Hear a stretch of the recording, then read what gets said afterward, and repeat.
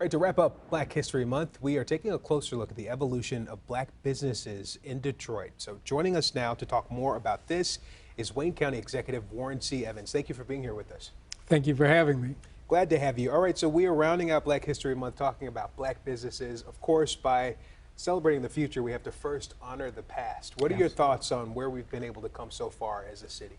Well, I mean, I think we've come a long way in the last few years, but I think in history in Detroit, it's been cyclical. You know, you have Black Bottom and Paradise Valley, which had many black businesses and a whole black community that a previous mayor, Cobo and Jeffries, got rid of for a freeway. Well, you destroyed a bunch of businesses, you didn't relocate them, and we go through this vicious cycle of those kinds of things happening, and then you start again with black businesses rather than finding a way to allow them to continue in the first place. So for people who aren't familiar with that rich history and how it was just uprooted before it could really take growth and grow into what we would want to see now, tell us a little bit about that.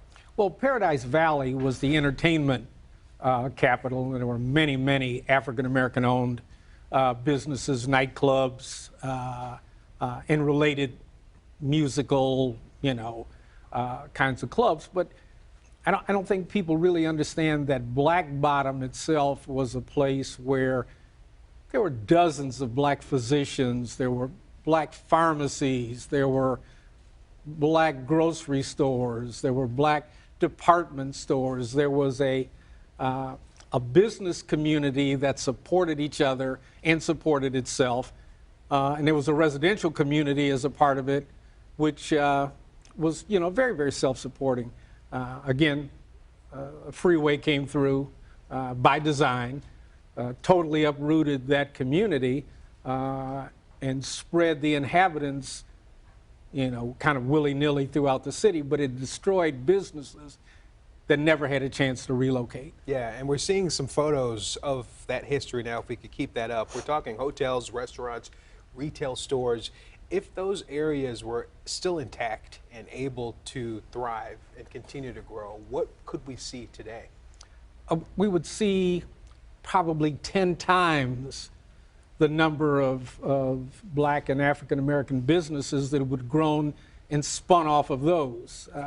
And the tragedy is that didn't happen. The tragedy is that the chemistry of a number of African Americans in the same location supporting each other's businesses, because, let's be real, that's not something that happens without your own people helping to support it. As time goes on, that gets better, but certainly in those days it wasn't. And so we find ourselves today looking for minority businesses to support, and the real reality is if we had supported it and not destroyed them in the late 50s and early 60s, we would be growing a business climate, not trying to replace what was already there. Yeah, almost like playing catch up. Absolutely. And what is the danger of destroying those businesses? The fact that we're not able to see the potential of what it could have been, how much damage does that do?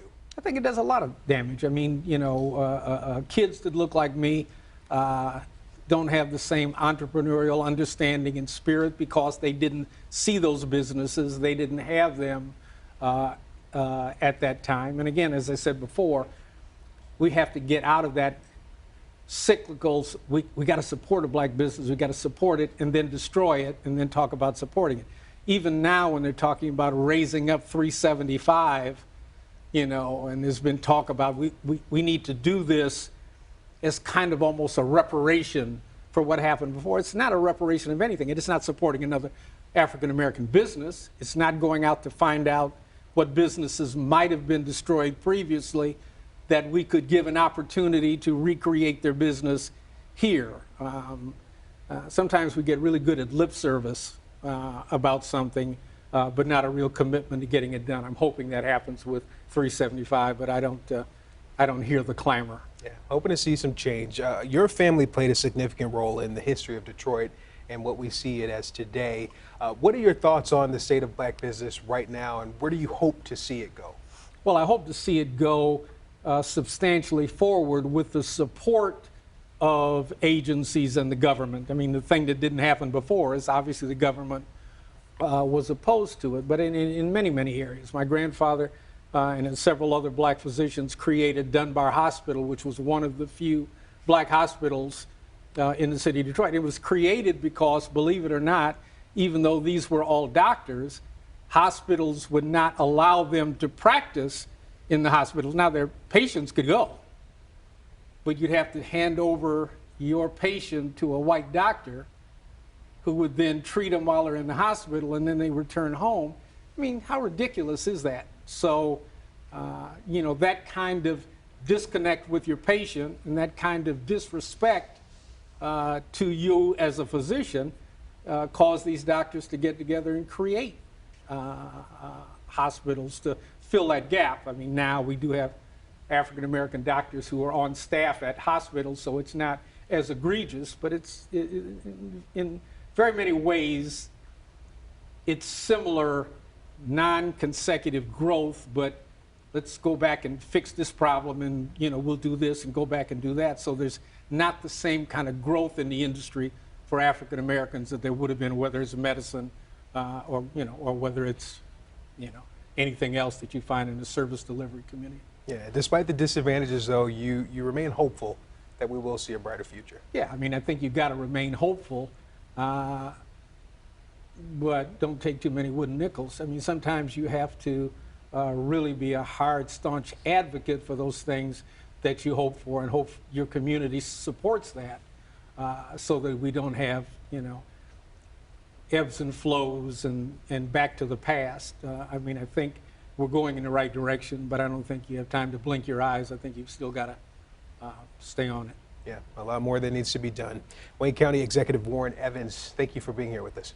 Thank you for having me.